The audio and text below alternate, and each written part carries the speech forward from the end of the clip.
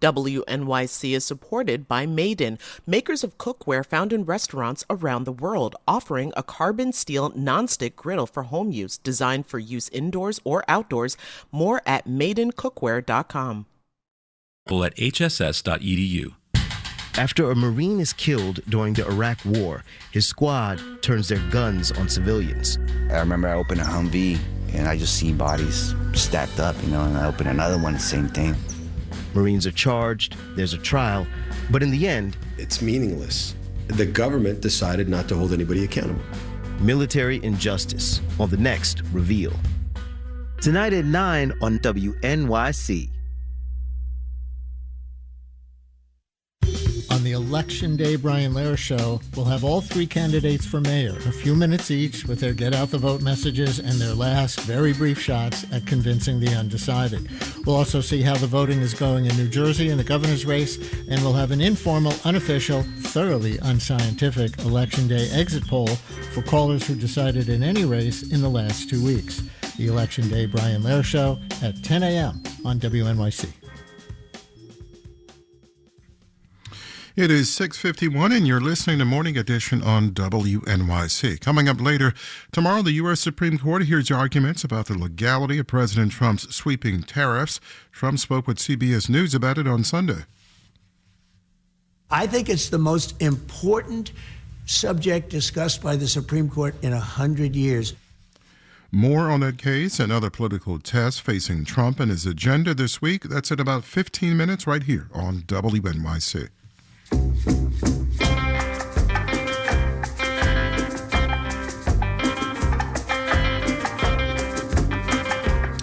50 and sunny now on this election day. Sunny and 58 for a high with strong winds up to 33 miles an hour. And then tomorrow partly sunny and 62, still with some strong winds. It's 6:52.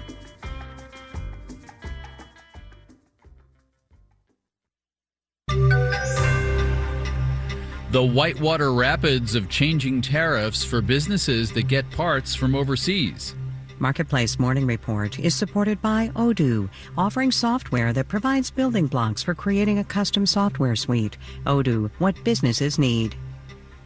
I'm David Brancaccio in Los Angeles. In a test over limits to a president's power to act without Congress, oral arguments are set for tomorrow in the U.S. Supreme Court over a subset of the Trump administration's import taxes, the ones dubbed reciprocal tariffs.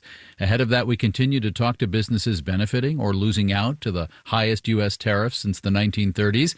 Today, not your grandfather's folding camp chair. It's a Pennsylvania-based business with a global supply chain called True Places. The chairs are pricier than most, and I will say nicer than most, like for camping or tailgating, that kind of thing. Ben Knepler is co-founder. Welcome. Thanks for having me. So look, there was a long stretch some years ago where a U.S.-based company could set up a supply chain somewhere in the world and set it and forget it. Like you could have that relationship for years. You've had to, I think, refine your supply chain, quite a bit in recent years?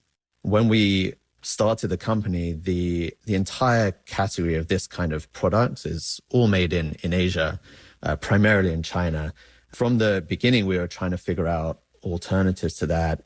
Last year, we finally found a viable alternative in Cambodia, so outside of China. It took us about a year to move and transition our manufacturing from China to Cambodia. And then, we've been getting hit with a lot more tariffs again this year. Yeah, with the shifting tariff landscape, Cambodia, there's a tariff that is now a lot higher than it was to start the year, right? In the last 6 months, the tariff rate on products like we make in Cambodia coming into the U.S. has gone from 0% to 49% to 10% to 36% to 19%, plus all kinds of other threats and other tariffs. So it's really impossible to plan when you've got no idea what that's going to look like tomorrow. Ben, would you manufacture in, for instance, Pennsylvania, in the United States, if the numbers worked out? Shorter supply chains would minimize the risk. Of course, if we could, we would, but the manufacturing for our category of products just doesn't even exist in the US. So we'd have to create all of these interconnected supply chains that don't currently exist. If they did exist, the cost would be orders of magnitude higher. And be clear, you have U.S. employees. It's just they're not actually making the chairs. That's the irony of this situation, is that we're a U.S. company. We do pretty much everything in the U.S. except for just the manufacturing and assembling of our chairs. You know, if we go out of business, then all of those other businesses that we do those other functions with in the U.S. Also get hit. Are you watching this Supreme Court case at all? Because it's a chance, right, that some of these tariffs are ruled illegal and the numbers change again. I think the general feeling, speaking to other business owners and other founders and others in the industry, is that even if it's ruled illegal in this case, this administration will find other ways to get to the similar kind of outcome. We've seen over the past few months the exact rules and the tariff rates change on an almost daily basis. And so this court case feels consequential on the one hand, but also feels just like another change that we don't know where it's ultimately going to end up or just continue changing over time. Ben Knepler, co-founder of the Pennsylvania outdoor chair company True Places. Thank you so much. Thank you for having me. Again, tariffs are import taxes that raise money for the Treasury. A Marketplace with Kai Ryssdal later today will have special coverage, including what happens if all that money from reciprocal tariffs goes away, if the High Court were to find those were essentially ill-gotten gains. Marketplace on public radio stations nationwide or streaming from the marketplace.org page. Let's do the numbers this morning, looking down. Yeah, Dow futures down 0.7%, but S&P futures are down 1%. NASDAQ futures are down 1.3%.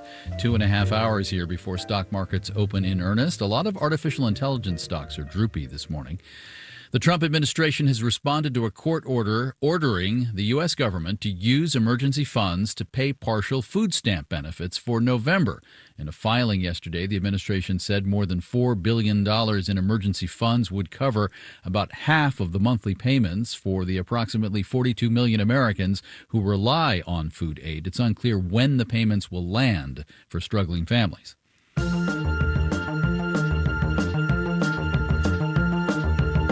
Marketplace Morning Report is supported by The Economist. Introducing The Economist Insider, a new video offering with twice weekly shows featuring in-depth analysis and expertise. More at economist.com/insider. And by Schwab. Schwab offers investors choices like full-service wealth management, self-directed investing options, and trading on Thinkorswim. More at schwab.com. Elon Musk got some bad news from a huge investor today. Norway's massive sovereign wealth fund has voted against Musk's pay package. Marketplace's Nancy Marshall-Genzer reports. Tesla is scheduled to hold its annual meeting this Thursday, but shareholders can cast their ballots early on things like the nearly $1 trillion pay package Tesla wants to give Elon Musk. Musk would have to increase Tesla's value to $8.5 trillion to get the raise. Tesla says the pay package is, quote, designed to retain Elon for years to come. Norway's sovereign wealth fund says it voted against the proposal, though, because it was concerned about the total size of the award. It also says Tesla didn't do anything to mitigate what it called key person risk, that is, a situation where a company depends too much on one person, in this case, Elon Musk. The fund says it will continue to seek constructive dialogue with Tesla. It owns a little more than 1% of the company, a stake worth more than $11 billion. I'm Nancy Marshall-Genzer for Marketplace. Our producers are Tamar Fagan, Ashley Rodriguez, Ariana Rosas, and Erica Soderstrom. Our senior producer is Alex Schroeder. Our supervising senior producer is Meredith Gerritsen-Morby. In Los Angeles, I'm David Brancaccio. This is the Marketplace Morning Report.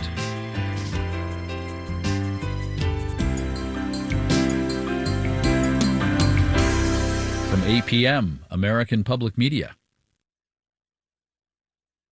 WNYC